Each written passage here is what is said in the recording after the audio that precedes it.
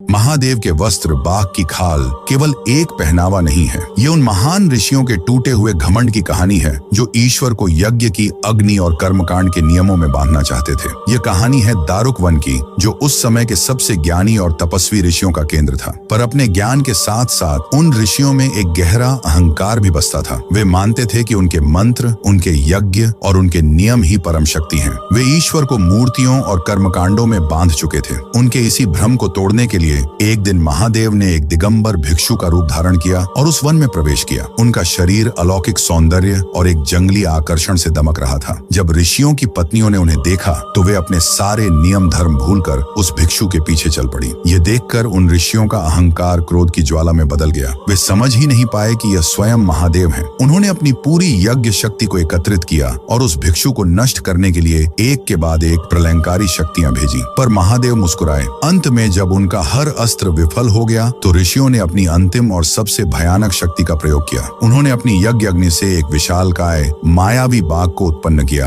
और उसे उस भिक्षु पर छोड़ दिया। पर वह बाघ जिस पर झपटा था वह कोई साधारण भिक्षु नहीं बल्कि स्वयं पशुपतिनाथ थे, पशुओं के स्वामी। महादेव ने उस बाघ को खेल खेल में वश में कर लिया और अपने नाखून के एक ही स्पर्श से उसकी खाल उतारकर उसे अपने वस्त्र की तरह धारण कर लिया। वह बाघ केवल एक पशु नहीं था, वह उन ऋषियों के अहंकार, उनकी अनियंत्रित इच्छाओं और उनकी कच्ची पाशविक शक्ति का प्रतीक था। उस खाल को पहनकर महादेव ने यह घोषणा कर दी कि वे केवल देवताओं के ही नहीं बल्कि हर उस प्राकृतिक और पाशविक शक्ति के भी स्वामी हैं जिसे मनुष्य नियंत्रित करने का दंभ भरता है। ये वस्त्र हमें याद दिलाता है कि सच्ची शक्ति बाहरी आडंबरों में नहीं बल्कि अपने भीतर की पशु वृत्तियों जैसे अहंकार और क्रोध को वश में करने में है। उस दिगंबर महादेव के सम्मान में जो अहंकार को भी अपना वस्त्र बना लेते हैं, कमेंट्स में जय पशुपतिनाथ महादेव अवश्य लिखें।